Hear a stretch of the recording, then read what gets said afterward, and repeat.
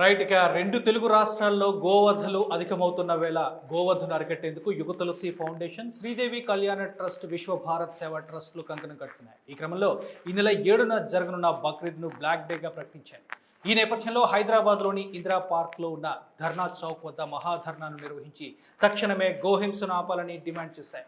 ఇక ఇదే అంశంపై మనతో మాట్లాడేందుకు లైవ్ కాల్లో సిద్ధంగా ఉన్నారు శంకర విద్యాభారతి గో సంరక్షణ charitable trust managing trustee Srinivas Prasad కుప్ప.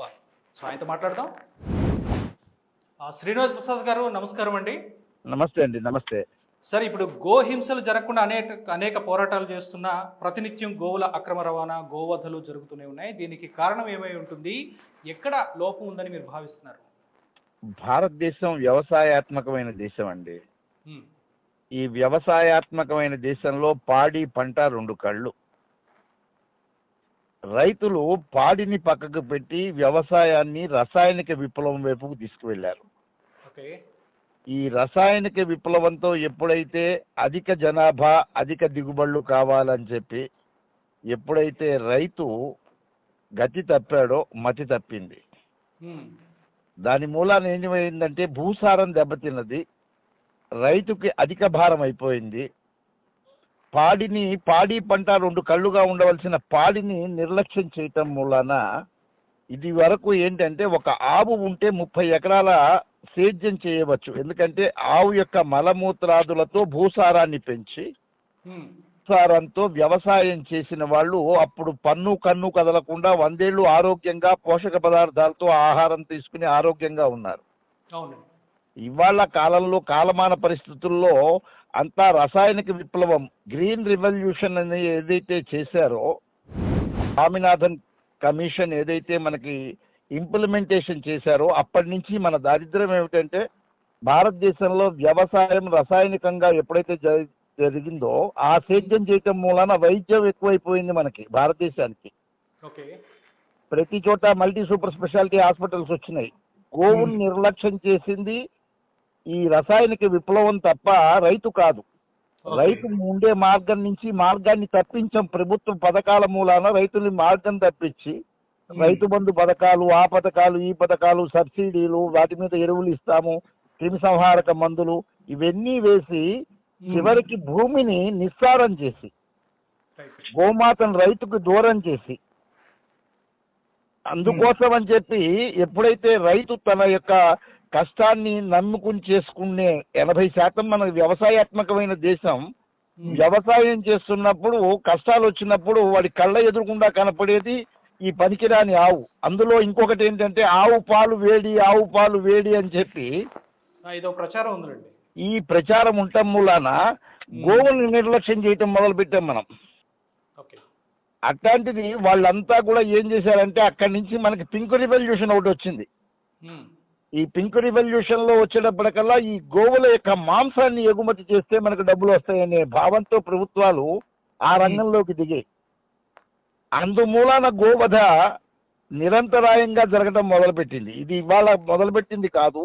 ఆంగ్లేయులు ఉన్న దగ్గర నుంచి కూడా ఈ యొక్క గో సంపదని నాశనం పట్టించడానికి అందరూ కంకణం కట్టుకున్నారు. రాజకీయ నాయకులు మాత్రమే ఈ పాలసీలు తీసుకున్నారు. అది ఈ మధ్య మనం చూసుకుంటే ఈ తెలుగు రాష్ట్రాల్లో ఎక్కువగా ఈ గో రవాణా కానివ్వండి, వధ కానివ్వండి ఎక్కువగా జరుగుతోంది. అవునండి. సో ఇప్పుడు మీరు జూన్ 7న జరిగే బక్రీద్ను బ్లాక్ డేగా ప్రకటించారు. అయితే ఇప్పటికే వేలాది గోవులు పాత బస్తీకి తరలి వెళ్ళాయని మన దగ్గర సమాచారం ఉంది. ఏం చెప్తారు స్వామి? దీనికి ఏంటంటే కారణం ఏంటంటే మొన్న ఈ మధ్యనే ఆపరేషన్ సింధూర్ అని ఒక కార్యక్రమం జరిగింది. అవును. ఈ ఆపరేషన్ సింధూర్లో వాళ్ళ మనోభావాలకు తగ్గ వ్యక్తులు హైదరాబాద్లో పర్టికులర్గా పాకిస్తాన్, మినీ పాకిస్తాన్ అంటారు హైదరాబాద్ని. ఈ మినీ పాకిస్తాన్ వాళ్ళు ఎటువంటి గొడవలైనా చేయటానికి సంసిద్ధులయ్యి మనోభావాలు, హిందూ సమాజ భావాలను కనుక చేస్తే ఇక్కడ ఉద్రిక్తతలు బాగా పెరుగుతాయనే ఉద్దేశంతో ఈ సంవత్సరం, ఎందుకంటే ఉన్నది కాంగ్రెస్ గవర్నమెంట్, ఆ కాంగ్రెస్ గవర్నమెంట్ వాళ్ళు ఏ గవర్నమెంట్ ఉంటే వాళ్ళతో వీళ్ళు పొత్తు పెట్టుకుంటారు. అటువంటి పొత్తుతో ఏం చేశారంటే ముందుగానే ఆవుల్ని, ఈ నందుల్ని, పర్టికులర్గా నందుల్ని, జాతుల్ని, నంది వంశంలో ఉండేవన్నిటినీ కూడా పట్టుకొచ్చి కొన్ని వేల నందుల్ని గోవుల్ని అన్నిటినీ పట్టుకొచ్చి ఇప్పటికే ఓల్డ్ సిటీ చేరుకున్నాయి. దానికి ప్రభుత్వం యొక్క సహాయ సహకారాలు పూర్తిగా ఉన్నాయి. ఓకే. అయితే మా బాధ, మా గొడవ ఏమిటంటే రాజ్యాంగబద్ధంగా గో చట్టాలు ఉన్నాయి, గో రవాణా చట్టాలు ఉన్నాయి, గో మెయింటెనెన్స్ చట్టాలు ఉన్నాయి, గోవుని ఎలా చంపకూడదనే చట్టాలు ఉన్నాయి, ఎలా చంపాలి అనే చట్టాలు ఉన్నాయి. ఈ చట్టాలన్నిటినీ తుంగలో తొక్కి వాళ్ళు అక్రమ రవాణా చేసి బహిరంగ ప్రదేశాలలో ఈ గోవధ జరగకూడదు. అటువంటిది ఫిట్ ఫర్ స్లాటర్ అనేది కూడా ఏదైతే రాజ్యాంగం ఇచ్చిందో దానికి కూడా కొన్ని కండిషన్స్ ఉన్నాయి. అన్ని రకాల కండిషన్స్ ని వైలేట్ చేస్తూ చట్టాన్ని అమలు చేయకుండా ప్రభుత్వాలు మిన్నగా ఉన్నాయి. పోలీసు యంత్రాంగం వాళ్ళ అధీనంలో ఉంటుంది కాబట్టి వాళ్ళు నిర్లిప్తగా ఉన్నారు. అదే జిహెచ్ఎంసి వాళ్ళ పరిధిలో ఉంటుంది, వాళ్ళు అలాగే ఉన్నారు. వెటర్నరీ డాక్టర్లు, అధికారులంతా కూడా ప్రభుత్వం యొక్క చెప్పు చేతల్లో ఉండటం మూలాన ప్రజాప్రతినిధుల వాళ్ళకున్న ప్రజాప్రతినిధుల యొక్క బలం మూలాన గోవులు కానీ నందులు కానీ ఇప్పటికి చేరిపోయినాయి అక్కడికి. రైట్. ఇప్పుడు యథేచ్ఛగా గోహింస జరుగుతున్నా హిందువులు మౌనం వహించడానికి కారణం ఏమై ఉంటుంది, ఏమని చెప్తారు మీరు? హిందువులు మౌనం వహించడం అంటేనండి మన సనాతన ధర్మం అండి. ఈ సనాతన ధర్మంలో మతాలు ఉన్నాయి. జైన మతం ఉంది, సిక్కు మతం ఉంది, బౌద్ధ మతం ఉంది.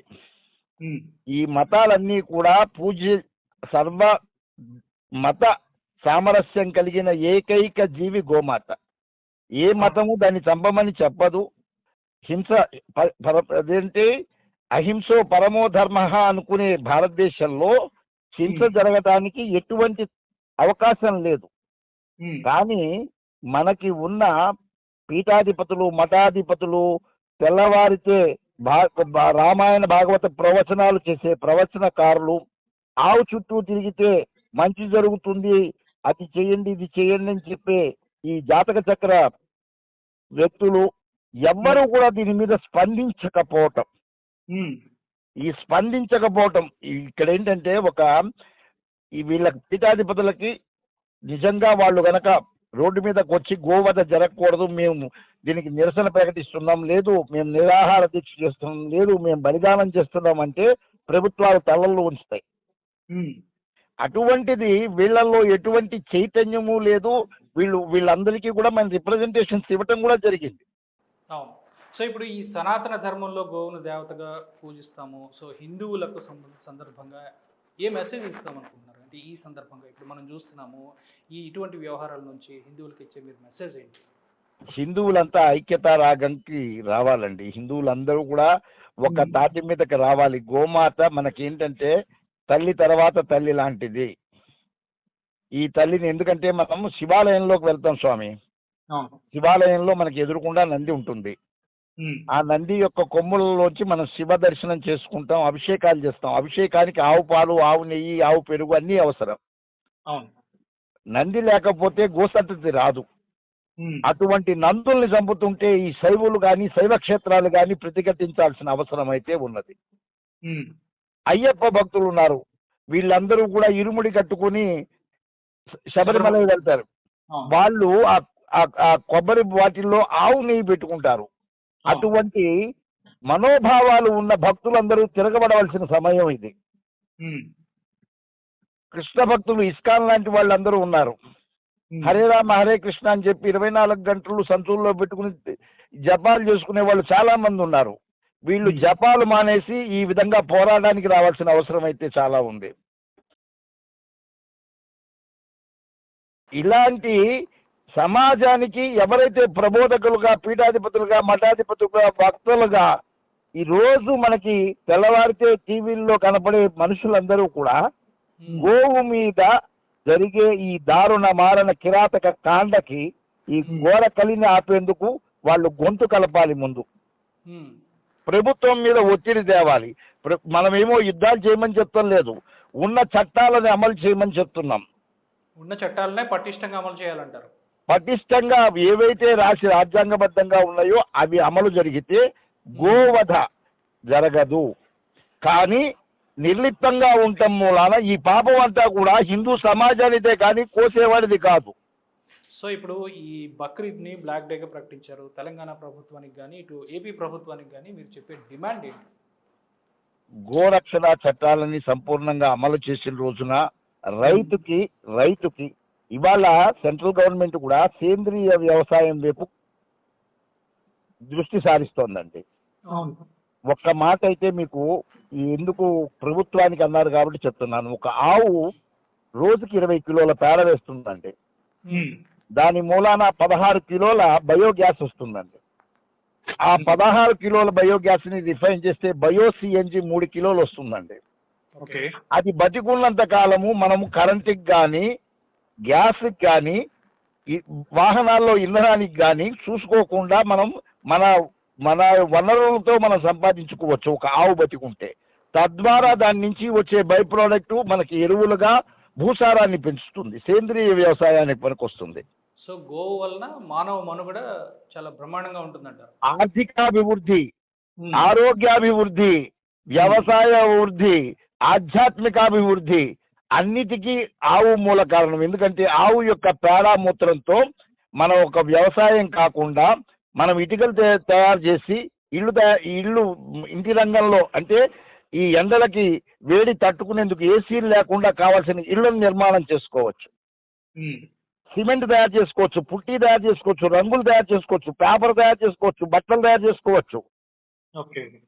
ఇన్ని రకాల ఉపయోగాలు ఇవాళ ప్రభుత్వాలు గుర్తించాల్సింది ఏంటంటే మనకి జాతీయ పక్షి నెమలి ఉంది.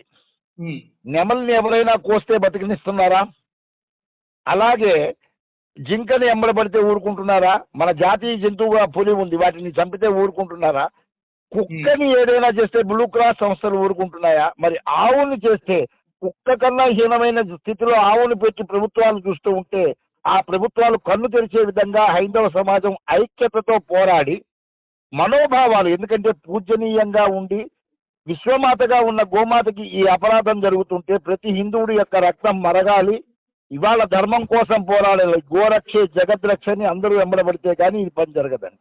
అదే జాతీయ ప్రాణిగా కూడా చేయాలనే డిమాండ్ మీరు తెరపై జాతీయ ప్రాణిగా చేస్తే, ఎందుకంటే ఇవంతా మోసాలు జరుగుతున్నాయండి. రాజకీయం ఓట్లు నోట్లతో నడుస్తున్నారు. ఇది నేషనల్ కాంగ్రెస్ మొదలైనప్పుడు జోడెడ్ల బండితో నడిచింది.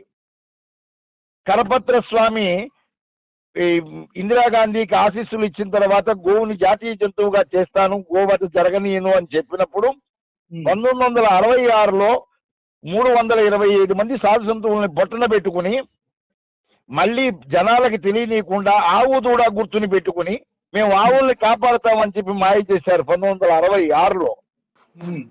ఆ విధంగా రాజకీయాలన్నీ కూడా గోవు చుట్టూ వాటిని వాడుకుంటూ ఈ రోజుకి స్వతంత్రం వచ్చిన 76 ఏళ్లలో ప్రతి పార్టీ కూడా గోవుని వాళ్ళ యొక్క ఓటు సాధనంగా వాడుకుంటున్నారు. కానీ రైతు అభివృద్ధి జై జవాన్ జై కిసాన్ అని చెప్తున్నారు, కానీ కార్యరూపంలో జై కిసాన్ అనేవాడు ఉరివేసుకుని సంవత్సరానికి ఎంతమంది రైతులు ఉరేసుకు చచ్చిపోతున్నారో మనం చూస్తూనే ఉన్నాం.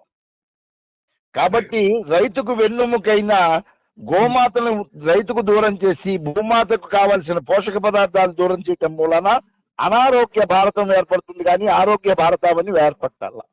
రైట్. ఇప్పుడు ఇన్నాళ్ళు పోరాటాలు చేస్తున్నారు, ఇప్పుడు దీన్ని మహోద్యమంగా తీసుకెళ్లేందుకు ఇప్పుడు ప్రయత్నాలు చేస్తున్నారు.